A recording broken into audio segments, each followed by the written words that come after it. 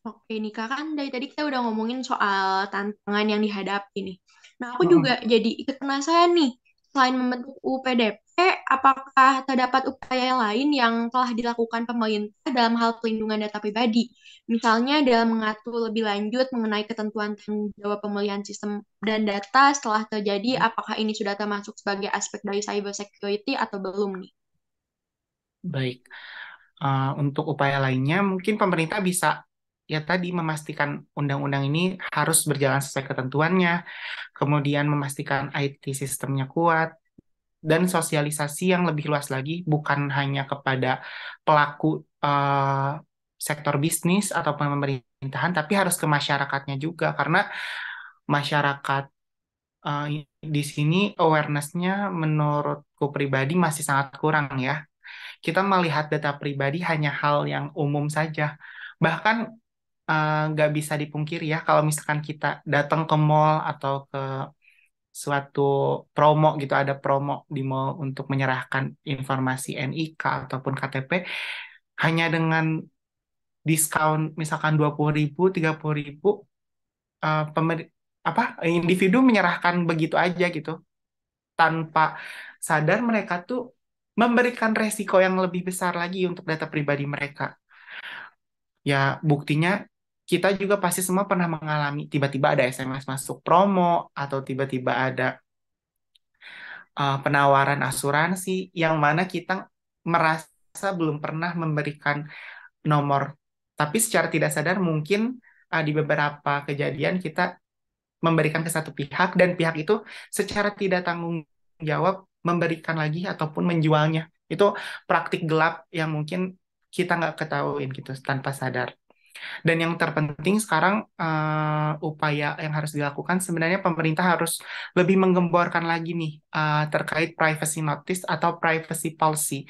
Jadi sektor swasta ataupun pemerintah harus memiliki privacy notice atau privacy policy yang mudah dipahami oleh masyarakat. Karena kan selama ini panjang banget kan ya, bahkan ada research yang mengatakan untuk baca privacy policy-nya Facebook butuh 6 hari untuk bacanya tanpa nonstop. Ya itu kan sulit ya untuk dilakukan dan keterbatasan waktu. Jadi mungkin alangkah baiknya pemerintah menyusun kriteria-kriteria privacy notice atau privacy policy yang lebih mudah dipahami oleh masyarakat, mungkin langsung kepada intinya yang bahasa masyarakat awam mudah untuk dipahami, yang tidak terlalu apa ya teknis atau hanya berdasarkan pasal. Mungkin kan bagi kita mahasiswa hukum, oke kita bisa paham hal tersebut. Tapi untuk masyarakat secara keseluruhan kayak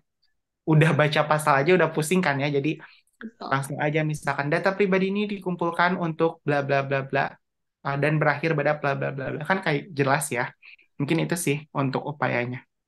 Oke, jadi pembentukan UPDP itu nggak bisa disebut sebagai usaha satu-satunya ya dari pemerintah dan pemerintah Betul. pun tetap harus melakukan pemantauan gitu setelah UPDP ini dikeluarkan gitu dengan cara memastikan apakah ketentuan-ketentuan yang dimuat tuh sudah sesuaikah dan apakah sudah tersosialisasi dengan baik gitu kepada masyarakat begitu ya. Betul, betul. Baik, Kang Teguh. Oh iya nih, Kang. Pertanyaan selanjutnya kita akan membahas tentang substansi dari UU PDP itu sendiri nih, Kang. Di Oke. bab 14 tentang ketentuan pidana, Hmm. pasal 67 sampai 69 ini hanya mengatur sanksi pidana bagi pelanggaran yang dilakukan oleh setiap orang. Sedangkan sanksi yang dapat diberikan atas pelanggaran oleh setiap jenis pengendali dan prosesor data pribadi, badan publik maupun organisasi internasional adalah sanksi administratif pada bab 8 tentang sanksi administratif pasal 57.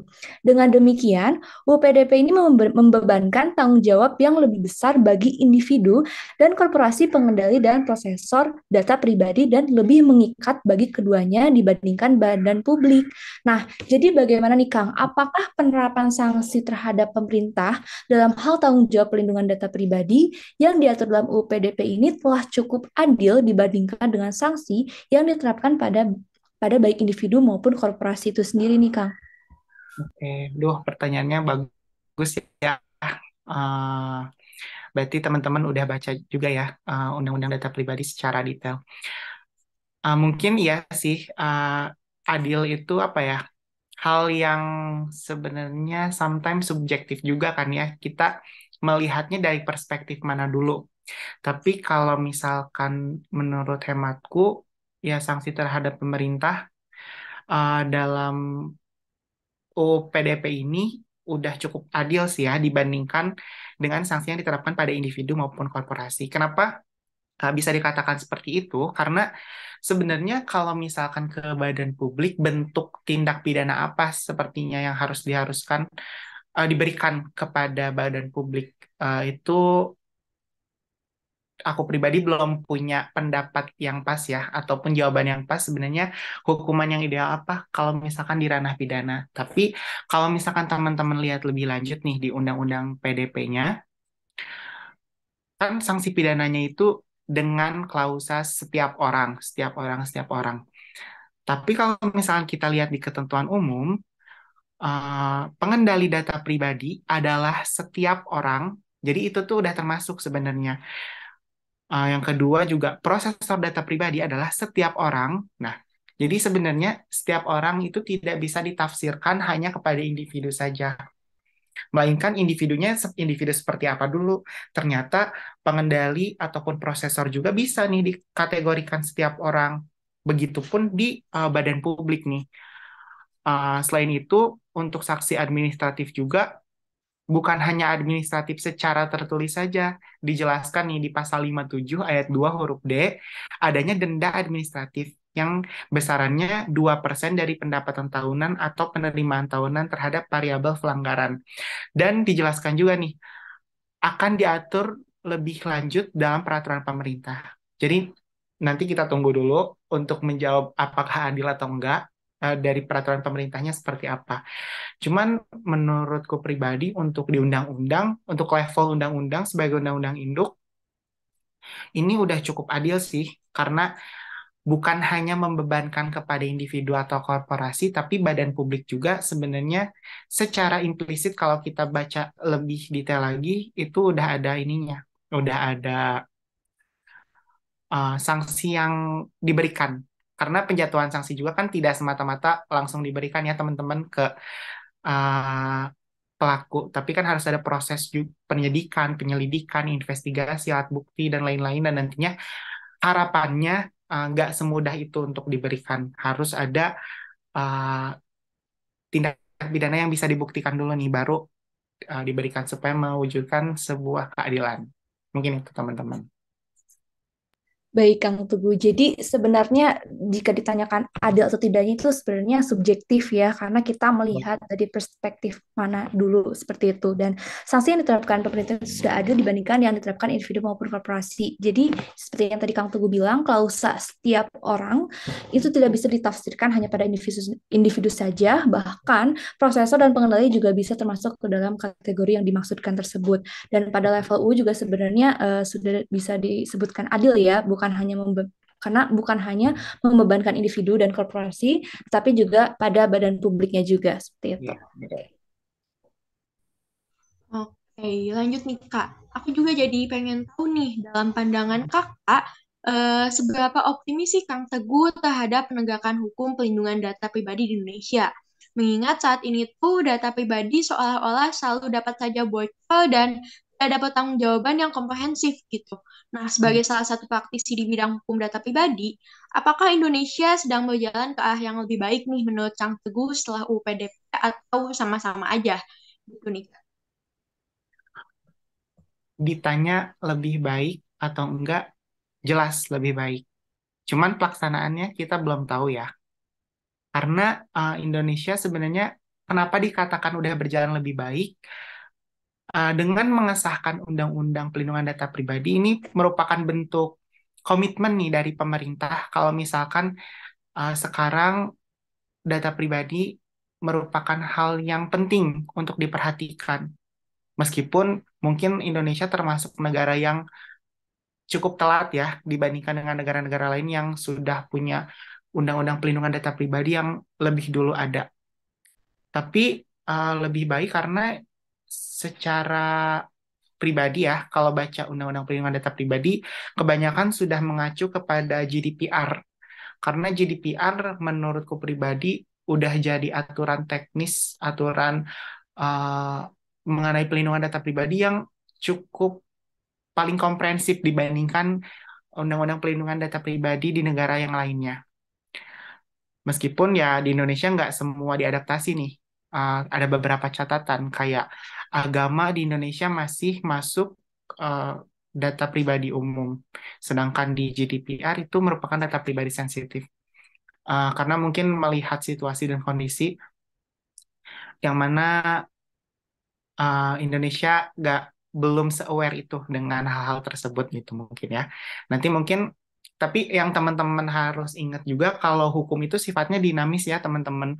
Jadi mungkin ke depannya ketika ada ketidaksesuaian ataupun ketidaktepatan yang dirasa kurang relevan atau tidak efektif, nanti mungkin bisa direvisi kembali ataupun kita sebagai warga negara Indonesia bisa mengajukan yang namanya judicial review eh, dan upaya-upaya lainnya untuk memberikan masukan nih kepada pemerintah. Jadi untuk dikatakan optimis, sangat-sangat optimis, semoga pelindungan data pribadi di Indonesia ini makin komprehensif ya, makin bagus, sehingga kita bisa merasakan hak kita dilindungi dan kewajiban dari prosesor ataupun pengendali data pribadi juga dilaksanakan dengan sebagaimana mestinya. Mungkin itu untuk pendapat pribadinya. Oke, jadi secara kasar sudah dapat dikatakan lebih baik ya, karena dengan adanya keinginan dari pemerintah untuk menelurkan UPDP ini tuh sudah jadi bentuk komitmen dari pemerintah sendiri untuk melindungi data masyarakatnya. Nah, perihal apakah membawa perubahan baik atau tidaknya itu diserahkan kepada bagaimana nanti saat diterapkannya, gitu ya Kak. Betul. Oke, Kang Teguh. Sebagai pertanyaan penutup, dalam perbincangan kita di episode kali ini, mungkin boleh di-share harapan dan pesan dari Kang Teguh sendiri terkait isu perlindungan data dalam UU PDP ini. Seperti apa, Kang? Boleh. Boleh. Tapi sebelum jawab pertanyaan itu, mungkin tadi ada yang kelewat ya mengenai tantangan nih. Karena tadi barusan setelah dapat pertanyaan substansi, ini baru baca lagi nih. Ternyata, boleh kan ya bahas satu tantangan Boleh, lagi? boleh, boleh. Boleh banget Kak. Mungkin secara substansi nih di Indonesia, kita bisa lihat di pasal 30 ayat 1, 32 ayat 2, 40 ayat 2, 41 ayat 1, 46 ayat 1, dan Undang-Undang Pelindung, dan pasal-pasal lainnya yang berkaitan dengan waktu, penyelesaian sengketa ataupun pemberitahuan nih kepada subjek data itu 3 kali 24 jam. Nah, ini menjadi tantangan sendiri nih buat Indonesia karena waktu ini cukup singkat bagi Indonesia yang pertama kali menerapkan Undang-Undang Perlindungan Data Pribadi. Menjadi tantangan tersendiri apakah bisa terpenuhi atau tidak karena ketika kita melihat praktik negara lain itu coba teman-teman bisa tebak berapa lama. Kita cuma dikasih waktu 3 hari. Negara lain itu memberikan waktu 60 hari. Bahkan rata-rata ya paling 30 sampai 45 hari. Dan kita hanya diberikan waktu 3 hari. Tapi kita belum tahu ya, karena melihat pelaksanaannya bisa aja itu berhasil atau tidak. Kita kawal bersama-sama aja nanti ke depannya. Mungkin itu untuk tambahannya. Untuk selanjutnya, tadi harapan ya untuk ke depannya. Betul. Ya, harapannya mungkin ingin harapannya adalah, oh bentar, oke, harapan dari pribadi sebenarnya ingin masyarakat lebih aware lagi nih terhadap data pribadi yang mereka miliki. Karena data pribadi bukan hanya informasi yang begitu saja, tapi uh, itu berkaitan dengan data-data yang nantinya bisa merugikan kita sendiri. Jadi harus diawali dari kesadaran pemerintah uh, untuk memberikan kesadaran lebih kepada masyarakat, bisa bentuknya sosialisasi, diskusi publik, ataupun semacam panduan-panduan singkat yang mudah dipahami.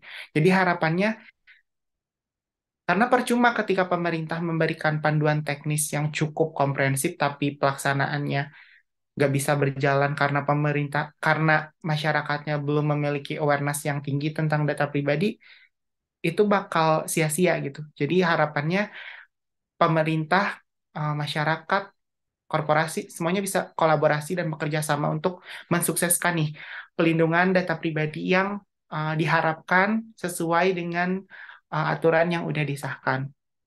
Dan harapannya juga selain dari pemerintah, kita nih, teman-teman dari mahasiswa Fakultas Hukum juga, supaya lebih kritis, lebih mengkawal kebijakan-kebijakan pemerintah, ketika ada hal yang, oh kelihatannya nih mulai di luar dari yang seharusnya, ataupun terjadi penyelewengan, kita kawal, kita bisa memberikan pandangan, jangan takut untuk berpendapat, salah benar hal yang wajar juga. Jadi terutama di pelindungan data pribadi nih, karena masih sedikit nih teman-teman yang menekuni gitu bidang itu. Nggak perlu menekuni sebenarnya, tapi setidaknya kita harus lebih aware dibandingkan yang lain, karena kita belajar hukum gitu. Mungkin itu sih untuk harapannya. Oke, keren banget nih teman-teman pesan dari Kang Teguh ini. Nah, semoga melalui podcast ini pesan mengenai urgensi dari perlindungan data pribadi dapat menyentuh lebih banyak pendengar. Oh iya, sebenarnya masih banyak nih yang mau kita tanyain. Tapi sayang, karena keterbatasan waktu, kayaknya kita harus sambung nih di lain kesempatan. Makasih banyak ya Kang Teguh yang sudah menyempatkan waktunya buat berbagi ilmu dengan kita. Semoga ilmunya dapat bermanfaat buat pendengar setia podcast Lisik. Terima kasih banyak ya, Kang Teguh. Ya, sama-sama Syifa, Putri, senang sekali bisa berdiskusi, saling sharing, dan tentunya semoga selisik ini bisa mendapatkan banyak feedback yang bagus ya, semoga. Amin, amin. Dan teman-teman juga semoga bisa merasakan manfaat dari obrolan kita pada kesempatan kali ini ya. Amin. Terima kasih banyak Kang Teguh sekali lagi. Oke nih para pendengar setia podcast Lisik. Jadi setelah tadi kita sudah berbincang-bincang dari A sampai Z tentang cybersecurity, bisa disimpulkan ya kalau cybersecurity ini hal yang paling penting dan harus selalu ditingkatkan. Seperti itu ya, Syif? Benar banget nih, Put. Jadi, ternyata permasalahan soal cyber security ini juga menyangkut banyak banget pihak, terutama bagi pihak-pihak yang mengelola langsung data pribadi masyarakatnya. Tapi seneng banget deh, setelah berbincang dengan Kak Teguh, kita jadi bisa lebih paham nih soal urgensinya. Ya nggak sih? Setuju banget nih, Syif. Bener-bener kompre dan insightful banget dari tadi nih kita mendengarkan dari awal sampai akhirnya. Tapi sayang banget kita udah sampai di penghujung acara. Jadi kita harus say goodbye nih sama teman-teman pendengar podcast Lisik. Sampai jumpa teman-teman di podcast Lisik episode berikutnya. Oh God, People whom we love. and the alma mater. Sampai jumpa.